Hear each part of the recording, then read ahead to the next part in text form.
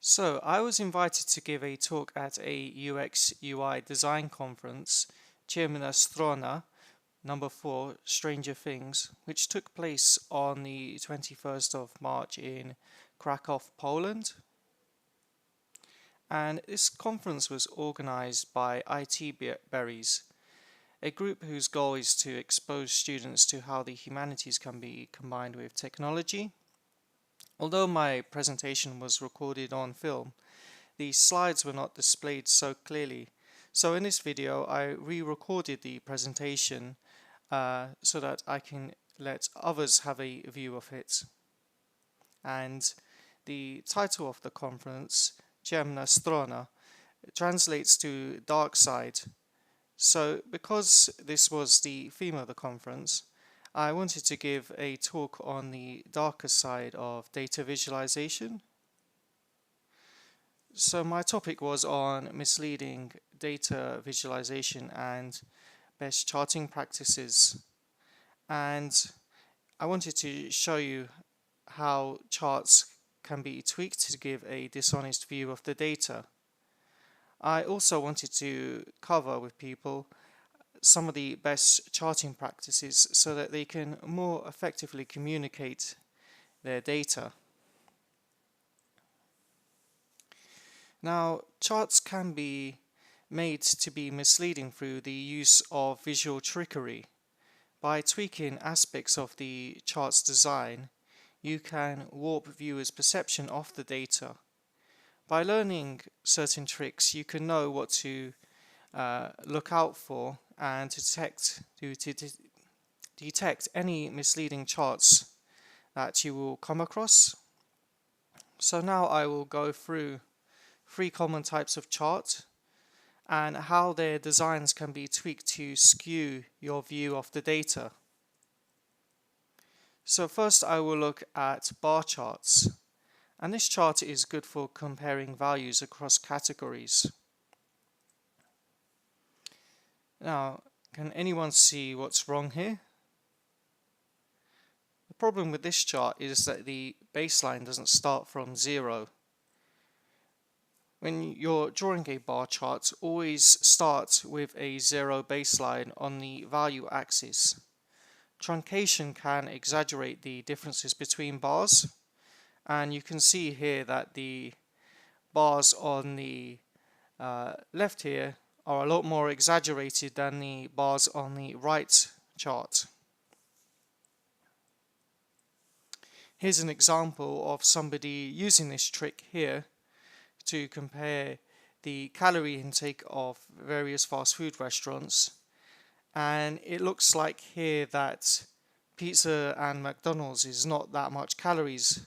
However, if you look at the value scale at the bottom here, you can see that it starts from 590, and this is still, in terms of calorie, this is still a lot.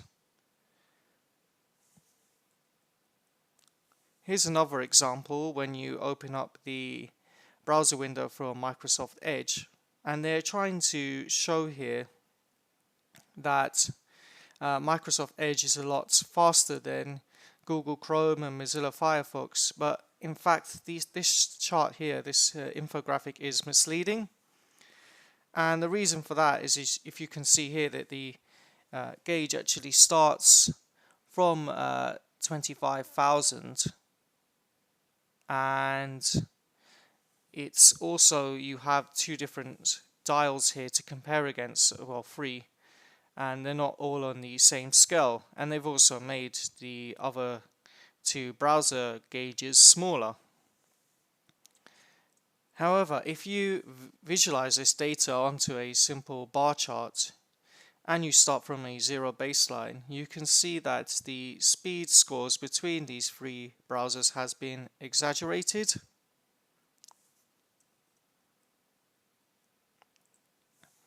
Now we'll look at best charting practices with bar charts and what you need to look out for when drawing bar charts.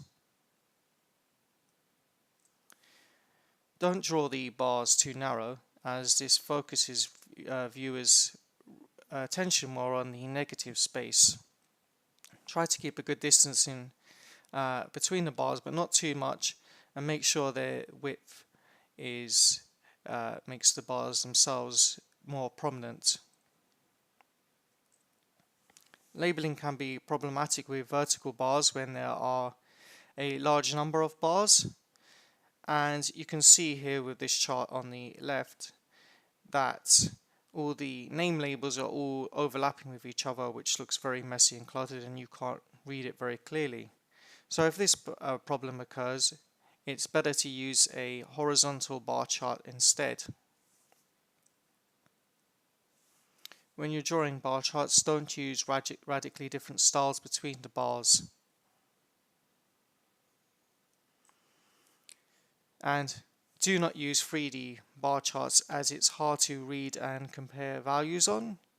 And what this is caused by is when you draw a shape in 3D, it actually distorts your perspective and it makes it difficult to scan across to the value axis here and read values off it. And in general, I would advise against using any 3D version of a chart. And try to keep the ordering of categories logical, for example, alphabetically or by magnitude. So if you look on the set here on the left, the first axis with the categories listed is not logical, whereas if you look on the right scale here with the categories, they've been organized alphabetically. Also with this bar chart on the left here, it's not organized by the magnitude, by the values, whereas on the right here you can see this looks a lot better when it's organized by the amount. Now let's look how to mislead with line graphs.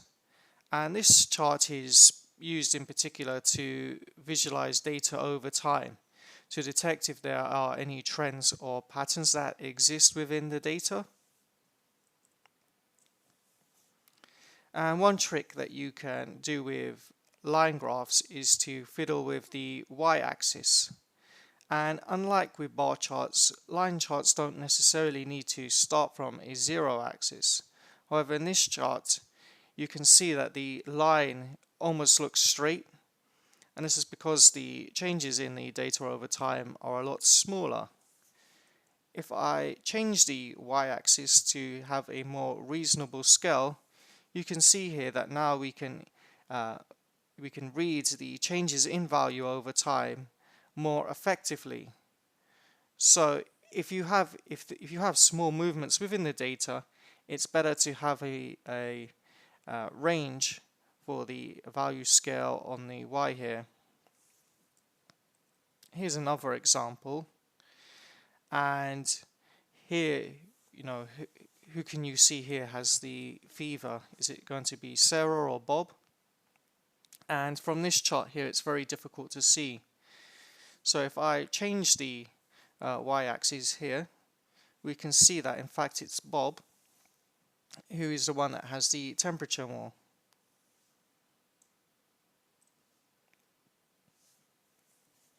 Another trick you can do with line graphs is to omit certain parts of the data. So in this graph, the reader could be misled into thinking that the UK national debt has never been higher, and this graph could be used to justify a politician voting on some piece of legislation that would lower the debt. However, this is only a section of the data, and if we look out further and we go back in time, we can see that the national debt is actually pretty low in comparison. And the section here that I've highlighted in the red box is in fact the previous part here.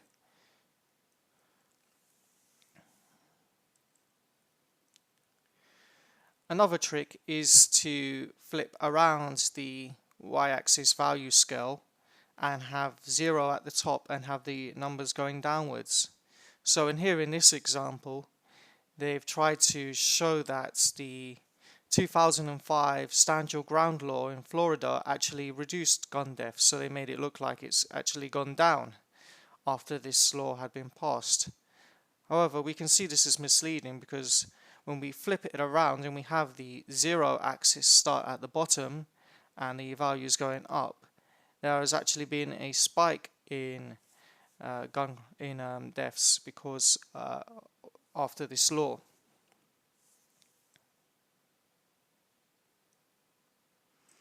Another trick here is to have two different scales on one chart.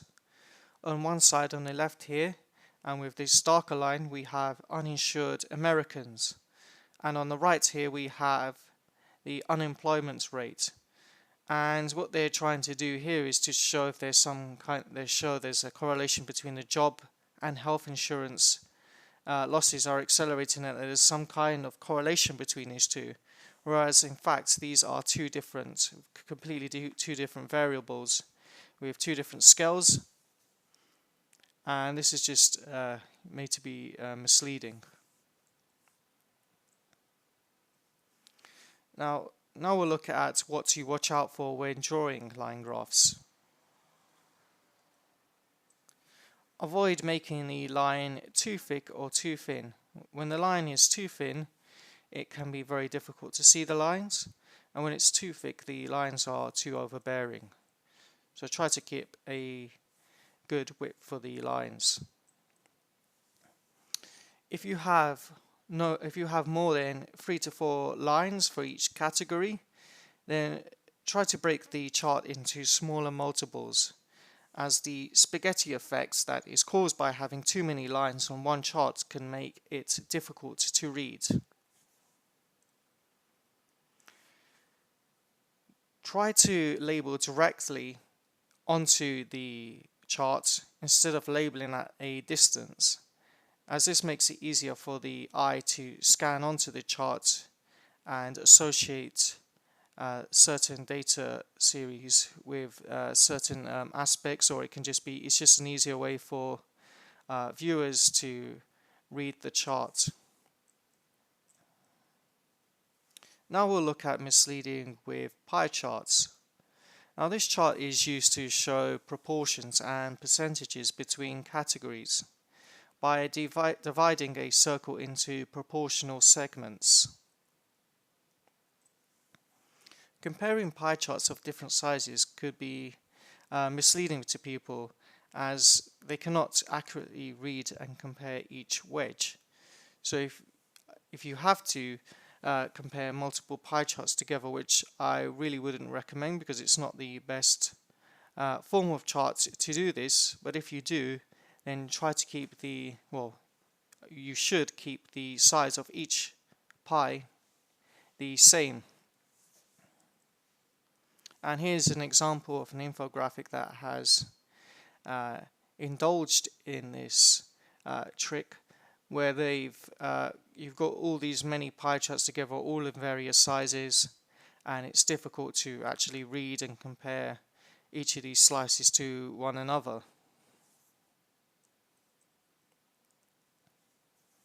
Here's another trick with pie charts, and that's to not show 100% of the data. Now, people are conditioned to look at pie charts as equaling 100% of the data. And in this example here from Fox News, what they've done is they've only shown a portion of the chart's data, and you get the impression that each of the 3 candidates here have about a third of the support, which isn't the case if you look at the numbers that are also displayed here. You've got 70, 60, 63, and if you quickly add these up together, you know that doesn't equal to 100%. Another trick is to use a 3D pie chart and give it a slant. Now this will make interpretation difficult due to the distorted effect of perspective. And you can see on the left pie chart here, that's 3D, that the 5% slice looks bigger than the 11% slice. However, if you look at the 2D pie chart on the right here, you can see that this is not the case. And this is another example why to avoid 3D with the majority of charts. Now let's look at what to watch out for when drawing pie charts. Limit the usage of thin slices, as these can be hard to discern, as you can see in this example here. What you should do is to limit the amount of slices you use per pie chart to no more than 4 or 5%. And if you can look at the example here, it's just a complete mess. There's just all these labels everywhere. The slices are so thin that some of it's just blurring away into white. And if you have this kind of data, you should use a completely different chart altogether. And here's another example where all the labeling is just a complete mess here, and it's a complete catastrophe. So again, if you have this data, just avoid using a pie chart altogether. Now, when ordering the segments in a pie chart, try to avoid ordering them from smallest to largest and vice versa. So the ideal way to order them is on this green pie chart on the right here. An exception to this is when all the segments are close in size. Now let's look at some more bad and misleading charts. This here is just a shit chart, literally. And what they've tried to do here is to use sculpture to visualize data. And it's a creative idea in that, but as a piece of visualization, it doesn't work very well. Next up is a chart I saw recently on international trade, and it's trying to visualize how very vulnerable each state in America is to a trade war. But the problem here is that the bars are ordered by the state's GDP, and it makes it look like California is the worst hit. And because California has the largest GDP of all the states in America, it's put first, whereas as you can see here, the percentage of trade in that state is represented by the magenta shading of that bar. And when you look around the chart, you can actually see that other states have a greater percentage of their GDP which comes from international trade. So ideally, maybe it would have been better to organize it by this, or to calculate the percentage of that GDP for each state and then use that value instead. Also, because there's no straight axis here, your eyes cannot easily compare values across each bar. Next here is just a very weird example. We're not sure what this is trying to visualize, but it looks like the longer the team name, the more wins they have. And this example here makes it look like that more women have color blindness. And this chart here is lying with statistics, and they've put a different number of man symbols and woman symbols here, and what they're saying is approximately 1 in 12 men and 1 in 100 women have some degree of color blindness.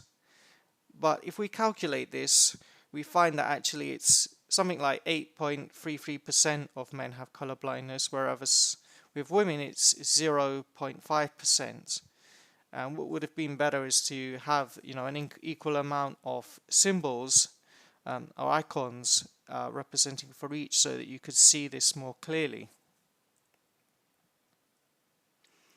And this chart I think it's just maybe done as a bit of a joke to just, see if there is some kind of correlation between the amount of cheeses each country has and their political instability. Whereas I'm not sure what they were trying to get here, apart from coming up with a piece of cheese as a visualization, and using the bubbles as the kind of the holes in the cheese. But as you can see, there's not really much going on here, and it's just kind of trying to show some kind of correlation that isn't really there. So that's the end of the presentation. I hope it was useful to you, and thank you for watching, and please make sure to like this video and to share it around.